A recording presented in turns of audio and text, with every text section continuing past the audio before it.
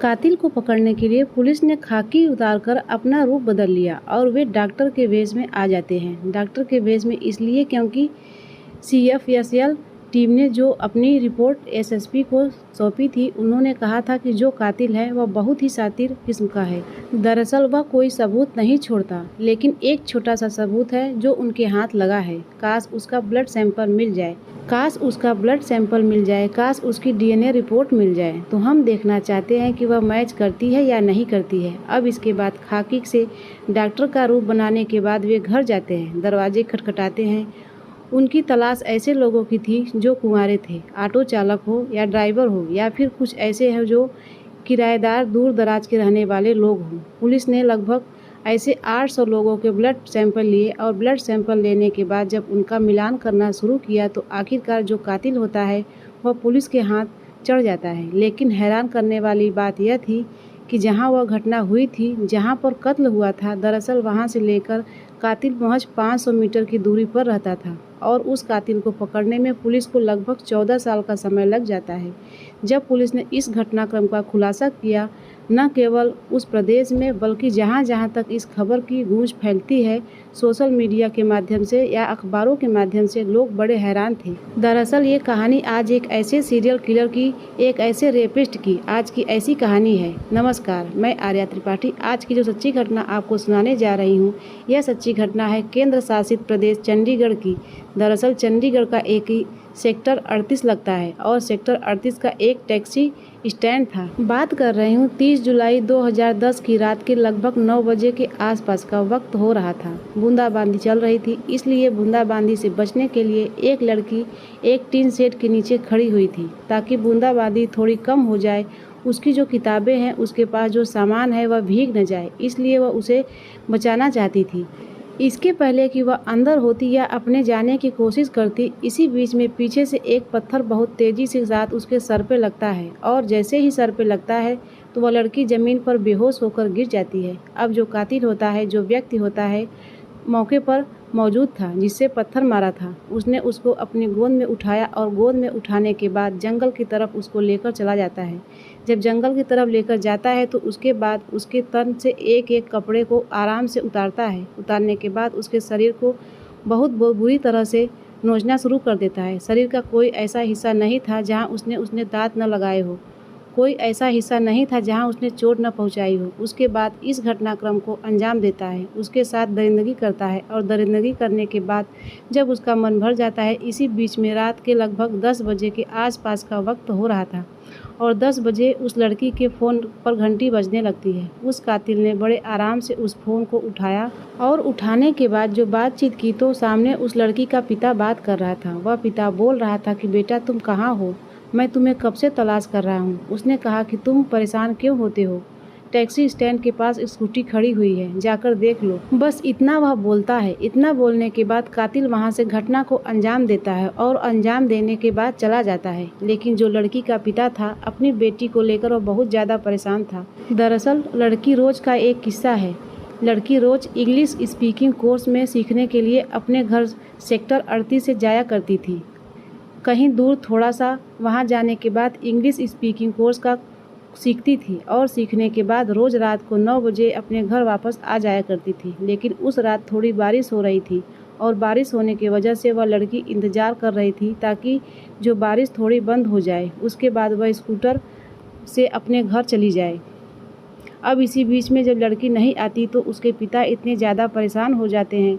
उसके जितने भी दोस्त होते हैं, चाहे वह कोचिंग सेंटर में हो या फिर वैसे उसके स्कूल कॉलेज में पढ़ने वाले हो, हर किसी के पास जाकर उनसे बातचीत करते हैं कि आज मेरी बेटी साक्षी नहीं आई है, क्या तुमने साक्षी को देखा है। वह पिता हर घर में जाकर दरवाज़ा खटखटाता है, लेकिन हर घर से बस एक ही आवाज़ आती है कि हमने उसको आखिरी बार उस वक्त देखा था। लेकिन जैसे ही फ़ोन करता है, फ़ोन करने के बाद उसे पता चलता है कि टैक्सी स्टैंड के पास उसकी स्कूटी खड़ी हुई है। स्कूटर का CH03Q6070 नंबर था। उस स्कूटी को देख कर उसके पिता रो रो कर बुरा हाल हो जाता है। उसी की स्कूटी के पास थोड़ा सा ब्लड लगा हुआ था। अब पिता ने पुलिस का इंतज़ार नहीं किया, बल्कि पुलिस को हालांकि पहले से इंफॉर्मेशन दे दी थी। पुलिस अपनी तरफ से कोशिश कर रही थी। दोस्तों, अपनी तरफ से कोशिश कर रहे थे। अब सब अपनी अपनी तरफ से कोशिश कर रहे थे, लेकिन लड़की के जो पिता होते हैं वह जंगल की तरफ जाते हैं और जाने के बाद अपनी बेटी को लगातार आवाज़ें लगा रहा था। आवाज़ लगाते लगाते कि बेटा तुम साक्षी कहाँ हो। बार बार आवाज़ लगाने के बाद आखिरकार पिता को अपनी बेटी दिखाई देती है और उसके तन पर एक भी कपड़ा नहीं था। उसके शरीर पर जगह जगह चोट के निशान थे। तुरंत ही उसने अपनी बेटी को गोद में उठाया और सीधा पीजीआई हॉस्पिटल लेकर जाते हैं। वहाँ ले जाने के बाद पता चलता है कि डॉक्टर कहते हैं कि यह मृत घोषित हो चुकी है, यानी कि वह उसकी ज़िंदगी है ही नहीं, वह ख़त्म हो चुकी है। और जैसा यह बात सुनी जाती है, पिता का रो रो कर बुरा हाल हो जाता है। पुलिस ने एफआईआर दर्ज कर ली थी। पोस्टमार्टम भी होता है। पोस्टमार्टम में पता चलता है कि उसके साथ दरिंदगी की गई है। दरिंदगी के साथ साथ उसका गला दबाकर उसकी हत्या कर दी गई है, यानी कि पहले उसके साथ सिर पर पत्थर मारा जाता था, उसके बाद फिर दरिंदगी की जाती है, उसके बाद फिर उसका गला घोंटकर उसकी हत्या कर दी जाती है। अब पुलिस के रडार पर उसके जितने भी दोस्त होते हैं वह सब आ जाते हैं, चाहे वह लड़की हो या लड़के हो। पुलिस ने इस मामले की अपनी तरफ से जांच पड़ताल करना शुरू कर दिया, लेकिन पुलिस लगातार कोशिशें कर रही थी और कोशिश करने के बाद भी कोई सफलता मिल नहीं पा रही थी। पुलिस ने मुकेश, सुरेश, लोकेश, राहुल को पकड़ा। इनको पकड़ने के बाद इनका नार्को टेस्ट भी कराया, साथ ही इनका ब्रेन मैकिंग भी कराया, यह जानने के लिए कि ऐसा तो नहीं है कि दोस्त कातिल हो। लेकिन जब इसके खिलाफ कोई ऐसे पर्याप्त सबूत नहीं मिलते तो पुलिस परेशान हो जाती है। पुलिस करे तो क्या करे। अब पुलिस ने शहर के ऐसे गुंडे तत्व थे, ऐसे लोग थे जिन पर शक हो सकता है। 500 लोगों की सूची बनाई जाती है और 500 लोगों की सूची बनाने के बाद सबका डीएनए सैंपल लिया जाता है, ताकि उस घटना स्थल पर जो सीएफएसएल टीम को सबूत मिले हैं उससे यह जांच पड़ताल हो सके। लेकिन 500 लोगों ने डीएनए सैंपल लेने के बाद भी जब रिपोर्ट आती है तो मैच नहीं करती और कातिल आराम से बचकर निकल जाता है। अब पुलिस इस मामले को हालांकि चार्जशीट भी लगाती है, लेकिन कोर्ट में जाकर यह मामला इसलिए मजबूती नहीं पकड़ता क्योंकि न कोई गवाह न कोई सबूत था, और इसलिए पुलिस ने जिस तरह की रिपोर्ट लगाई थी उस तरह से कोर्ट ने इसे एक तरह से कह सकते हैं कि डंडे बस्ते में डाल दिया। कहा कि जांच में आपको पर्याप्त सबूत नहीं मिले।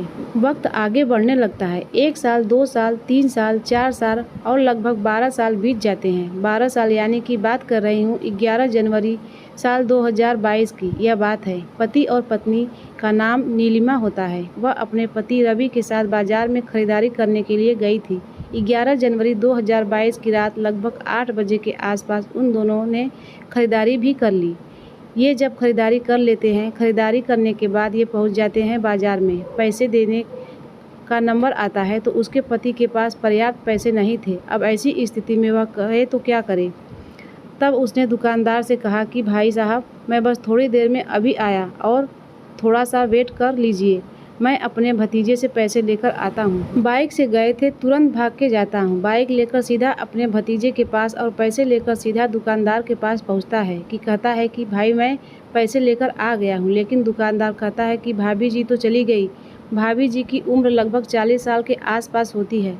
अब उसे लगता है कि शायद घर पहुँच गई होगी। घर जाकर देखा तो पत्नी घर पर नहीं थी। अड़ोस पड़ोस वाले से पूछता है, फिर रिश्तेदारों से पूछता है और जहाँ जहाँ तक वह कोशिश कर सकता है वहाँ तक पूछता है, लेकिन कोई सफलता नहीं मिलती। दरअसल मल्युआ थाना क्षेत्र में अगले ही दिन एक प्रकृत वन एक जगह है जो जंगल के एरिया लगता है। 12 जनवरी 2022 को इस महिला यानी कि नीलिमा की लाश मिल जाती है, नग्न अवस्था में। शरीर पर जगह जगह काटने पीटने के निशान थे। उसके साथ पहले भी भारी वस्तु से चोट पहुंचाई गई और चोट पहुंचाने के बाद उसको खींचते हुए जंगल की तरफ ले जाया गया। उसके बाद उसके साथ शारीरिक संबंध बनाए गए। हालांकि वह तड़प रही थी, चीख रही थी, चिल्ला रही थी, लेकिन शायद कातिल को इस सब बात पर कोई असर नहीं पड़ रहा था। उसने अपने इस जो कुकृत्य करना था वह आराम से उस कुकृत्य को करता रहा। करने के बाद वह वहाँ से बड़े इत्मीनान से निकल जाता है और अगले ही दिन जब पुलिस को लाश मिलती है तो पुलिस ने शव को कब्जे में लिया। कब्जे में लेने के बाद पोस्टमार्टम कराया जाता है। पोस्टमार्टम कराने के बाद जो सीएफएसएल टीम होती है, सीएफएसएल टीम ने जब इस केस को पढ़ना शुरू किया नीलिमा के, तो पुलिस को ऐसा लगा जैसे कि यह केस दोबारा से हम पढ़ रहे हैं, यानी कि बिल्कुल सेम टू सेम चीज़ें थी।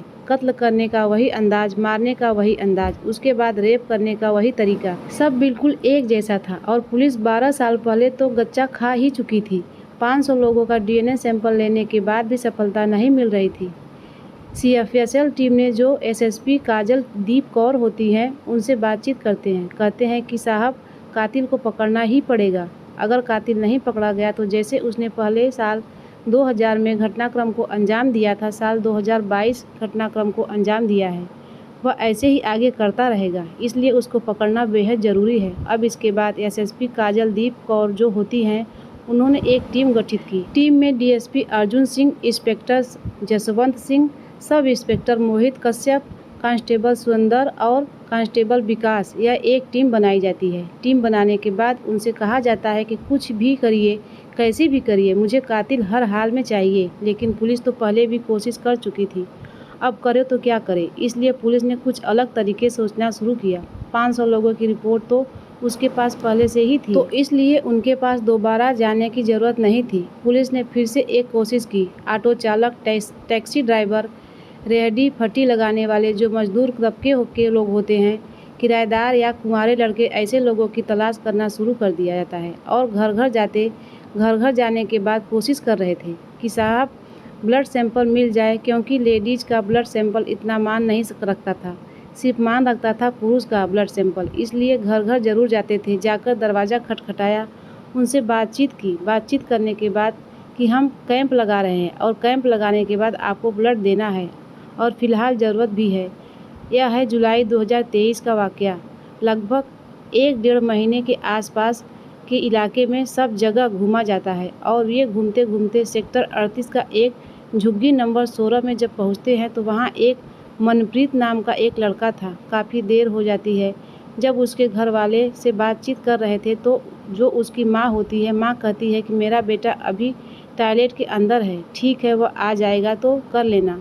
लेकिन पुलिस को उसके टॉयलेट से निकलने का कम से कम आधे घंटे तक इंतज़ार करना पड़ा और पुलिस को उस वक्त तो कोई शक नहीं हुआ था। लेकिन जैसे ही वह निकलता है टॉयलेट के अंदर से, क्योंकि वह आवाज़ सुन चुका था, वह मौका पाते वहां से निकलने की कोई बहाना करने की कोशिश कर रहा था। लेकिन वे पुलिस वाले डॉक्टर का भेष बनाकर गए थे।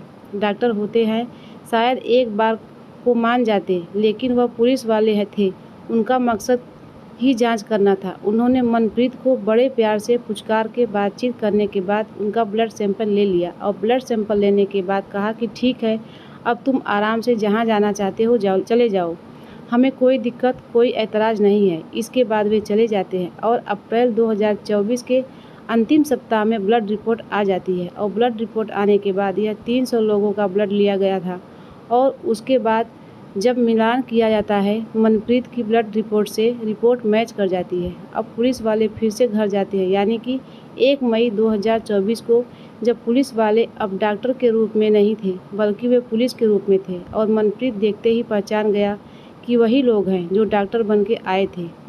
उसके बाद वे जाते हैं और जाने के बाद जब मनप्रीत को आवाज़ लगाई जाती है तो मनप्रीत आता है और देखते ही एकदम से भौचक्का रह जाता है। मनप्रीत कहता है अपनी माँ से कि माँ, मेरे लिए रोटी बना दे, शायद कभी भविष्य में फिर रोटी खाने का अवसर न मिल पाए, इसलिए रोटी खाने बना दे।